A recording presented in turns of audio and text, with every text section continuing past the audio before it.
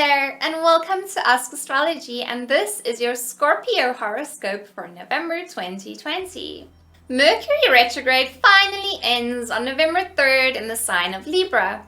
The Mercury Retrograde in Scorpio throughout October led us to have rather confusing and intense thoughts and emotions.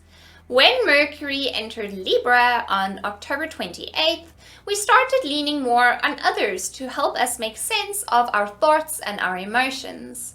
Mercury will be in Libra until November 11th, and then it will enter Scorpio again and proceed with its usual direct motion.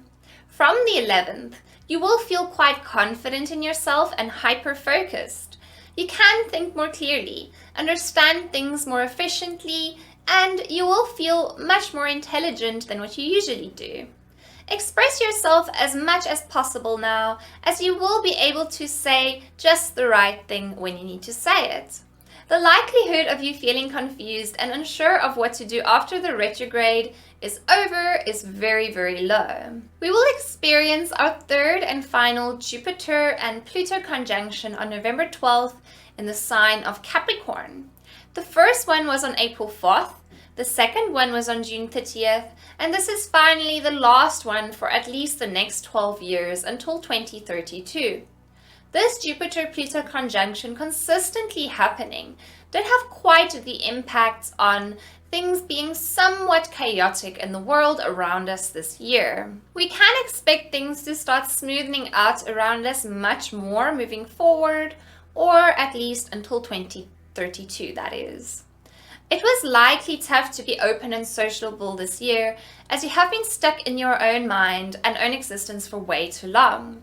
You chose to be alone instead of around others, which could have a negative effect on your mental health and your emotions. You will slowly notice moving forward that you can open yourself up more again. You won't feel stuck in a dark place anymore, and opening up to new people and possibilities will not seem as daunting, but more alluring. Mars will enter direct motion in the sign of Aries on November 13th. Mars spends the least time in retrograde than all other planets, only 10 weeks every 27 months or 2.5 years. After the 13th, you will have a lot of pent-up energy that you might be unsure where to direct it to. The best avenue to release this energy into now is physical exercise, with Mars moving through your 6th house. Your body will tell you what it needs, and it is essential that you listen to it and move, as you might have been stagnant for way too long. Neptune, the planet of dreams and spirituality, will enter direct motion after a 4-month-long retrograde in the sign of Pisces on November 28th. Your 5th house is being affected. This means that relationships with children or your perception regarding children can be somewhat confusing now. Maybe you are unsure if you want children, or what to do with your current children to make sure that they are happy and cared for. The way you feel about children now has a lot to do with the current state of your inner child. On November 30th, there will be a penumbral lunar eclipse during the full moon in Gemini. This eclipse will create a dark shade on the moon's surface for a short period. The lunar eclipse in Gemini will make us face issues regarding our own arrogance and our own inability to see the truth of others. You might feel that your feelings and emotions are always validated and that others need to accept what you think no matter what.